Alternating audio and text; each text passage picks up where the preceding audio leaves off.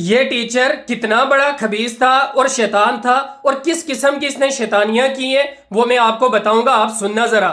12 سال کی بچی کے ساتھ زیادتی کی اور اس کے بعد اس کو قتل کر دیا۔ ٹیچر تو نہیں ہے، یہ ٹیچروں کے نام پہ ایک دبا ہے، لیکن یہ خبیث کتنا تھا، شیطان کتنا تھا۔ صرف یہی نہیں، اس کے گھر والے سارے، اس کا وہ چچا، اس کے وہ رشتہ دار، اس کی فیملی، جن کو اس سارے معاملے میں پتا تھا، وہ سارے اسی طریقے کے شیطان تھے۔ سب نے گنڈا گردی کی، باپ کو ڈرایا، بچی کے کو، اس کو دمکایا، پھر بچی کا وہ جو کیس تھا وہ کسی اور کو پیسے دے کے اس کے سر پہ ڈال دیا۔ لیکن یہ ٹیچر خود کتنا شیطان تھا، آپ یہ اندازہ لگائیں۔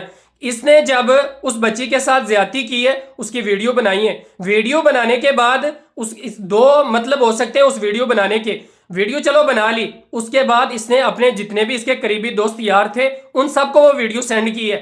ویڈیو سینڈ کرنے کا ایک مقصد تو یہ ہو سکتا ہے کہ اگر کل خدا نہ خواستہ میں پھنس جاؤں، اس نے تو یہ سوچا تھا نا، کیس دوسرے کے ساتھ ڈال دیا تھا میں نہیں پھنسوں گا، لیکن پھنس گیا۔ اس نے یہ سوچا اگر میں پھنسا تو یہ جو میرے دوست یار، جاننے والے پہچاننے والے، یہ بھی بدنام ہوں میرے ساتھ۔ ایک شیطانی تو یہ تھی اس ویڈیو بنانے کی اور ان کو بھیجنے کی کہ کل یہ بھی پھنسے اور میرے ساتھ یہ بھی بدنام ہوں، وہ بھی بدنام ہوں گے۔ وہ پکڑے گئے 2-3 لڑکے، 2 ایک فرار ہیں اور 1-2 کے فون ضبط کر لیے گئے، وہ بھی ایسا ہو گیا۔ دوسرا مطلب اس کا یہ تھا کہ یہ ویڈیو میں ان لڑکوں کو بھیجتا ہوں، اپنے دوستوں یاروں کو، وہ اس لڑکی کو ہراسمنٹ کریں گے اور لڑکی کو ستائیں گے، اس کو ویڈیو دکھائیں گے۔ پھر ویسا ہی ہوا۔ جہانگیر نام کا شاید ایک لڑکا ہے جو پولیس نے پکڑا ہے، اس نے کیا کیا، اس لڑکی کو ویڈیو دکھائی، اس لڑکی کو کہا کہ تم میرے ساتھ بھی ایسا کام کر، میرے ساتھ بھی زیادتی، یعنی اس لڑکے نے کہا میں بھی آپ کے ساتھ زیادتی کروں گا، اگر آپ نہیں میرے ساتھ ایسا کام کرو گی تو میں یہ آپ کی ویڈیو سوشل میڈیا پہ ڈالوں گا، سارے لوگ دیکھیں گے۔ تو اس ویڈیو بھیجنے کا ان دوستوں کو